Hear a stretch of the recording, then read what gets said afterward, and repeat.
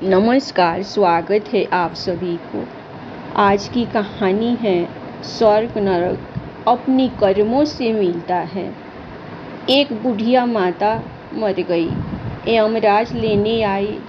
माता ने यमराज से पूछा, आप मुझे स्वर्ग ले जाएंगे या नरक? यमराज बोले, दोनों में से कहीं नहीं।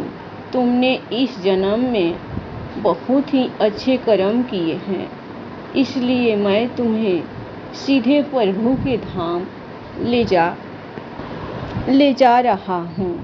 बुढ़िया माता खुश हो गई और बोली, धन्यवाद, पर मेरी आपसे एक विनती है।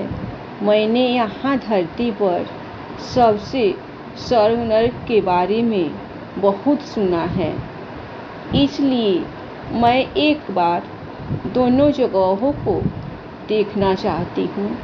यमराज बोले, तुम्हारे कर्म अच्छे हैं, इसीलिए मैं तुम्हारी यह इच्छा पूरी करता हूँ। चलो हम स्वर्ग और नरक के रास्ते से होते हुए प्रभु के धाम चलेंगे। दोनों चल पड़े। सबसे पहले नरक आया। नरक में बुढ़िया माता ने जोर जोर से लोगों के रोने की आवाज़ सुनी। वहाँ नरक में सभी लोग दुबले पतले और बीमार दिखाई दे रहे थे। बुढ़िया माता ने एक आदमी से पूछा, यहाँ आप सब लोगों की ऐसी हालत क्यों है? आदमी बोला, तो और कैसी हालत होगी? मरने के बाद जब से यहाँ आए हैं, हमने एक दिन भी खाना नहीं खाया। भूख से हमारी आत्माएं तड़प रही है। बुढ़िया माता की नज़र एक विशाल पतीले पर पड़ी, जो कि लोगों के कद से करीब 100 फीट ऊंचा होगा। उस पतीले के ऊपर एक विशाल चम्मच लटका हुआ था। पतीले में से बहुत ही शानदार खुशबू आ रही थी। बुढ़िया माता ने उस आदमी से पूछा, इस पतीले में क्या है? आदमी मायूस होकर बोला, यह पतीला बहुत ही स्वादिष्ट खीर से हर समय भरा रहता है। बुढ़िया माता ने हैरानी से पूछा, इसमें खीर है तो आप लोग पेट भर के एक खीर खाते क्यों नहीं हैं? भूख से क्यों तड़प रहे हैं? आदमी रो रो कर बोलने लगा, कैसे खाएं? ये पतीला 100 फीट ऊंचा है। हम में से कोई भी उस पतीले तक नहीं पहुंच पाता। यह सुन बुढ़िया माता को उन पर तरस आ गया। सोचने लगी, बेचारी खीर का पतीला होते हुए भी भूख से बेहाल है। शायद ईश्वर ने इन्हें यही दंड दिया होगा। अब यमराज बुढ़िया माता से बोले, चलो, हमें देर हो रही है। दोनों चल पड़े।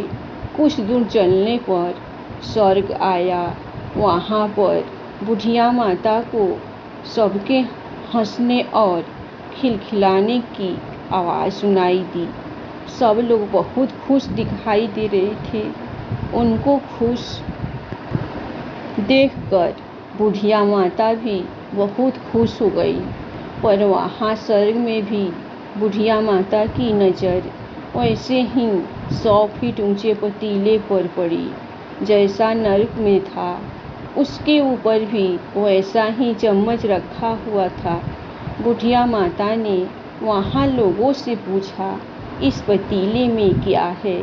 स्वर्ग के लोग बोले, इसमें बहुत ही स्वादिष्ट खीर है। बुढ़िया माता हैरान हो गई और उनसे बोली, पर ये पतीला तो 100 फीट ऊंचा है। आप लोग तो इस तक पहुंच ही नहीं पाते होंगे। उस हिसाब से तो आप लोगों को खाना मिलता ही नहीं होगा। आप लोग भूख से बेहाल होंगे। पर मुझे तो आप सब बहुत खुश लग रहे हो। ऐसा कैसे? इनमें से एक व्यक्ति बोला, हम सब लोग तो इस पतीले में से पेट भरकर खीर खाते हैं। माता बोली, पर कैसे? पतीला तो बहुत ऊंचा है। व्यक्ति बोला, तो क्या हो गया? पतीला ऊंचा है तो यहाँ पर कितने सारे पेड़ हैं। हमने इन पेड़ों की लकड़ी ली, उसको काटा और एक विशाल सीढ़ी का निर्माण किया। उस लकड़ी के सीढ़ी के सहारे हम पतीले तक पहुँचते हैं और सब मिलकर खीर का आनंद लेते हैं। बुजुर्ग माता यमराज की तरफ देखने लगी। यमराज मुस्कुराए और बोले, ईश्वर ने स्वर्ग और नरक मनुष्य के हाथ में सौंप रखा है। चाहे तो अपने लिए नरक बना ले, चाहे तो अपने लिए स्वर्ग। ईश्वर ने सबको एक समान हालातों में डाला है। उसके लिए उसके सभी बच्चे समान हैं। वह किसी से भेदभाव नहीं करता। वहाँ नरक में भी पेड़ पौधे सब थे, पर वह लोग खुद ही आलसी हैं। उन्हें खीर हाथ में ही चाहिए। वह कोई कर्म चाहते, कोई मेहनत नहीं करना चाहते, इसीलिए भूख से बेहाल है। क्योंकि यही तो ईश्वर की बनाई इस दुनिया का नियम है। जो कर्म करेगा, मेहनत करेगा, उसी को मीठा फल खाने को मिलेगा। स्वर्ग के सपने छोड़ दो, नरक का डर छोड़ दो। बस आपकी वजह से किसी का दिल न दुखे, इतना सोचो और बाकी सब कुदरत पर छोड़ दो। अगर आपको ये कहानी, स्वर्ग और नरक की कहानी अच्छी लगी तो इसे अपने दोस्तों के साथ ज़रूर शेयर करें और ऐसी और भी पढ़ने के लिए इस रंग को सब्सक्राइब भी ज़रूर कीजिए। धन्यवाद।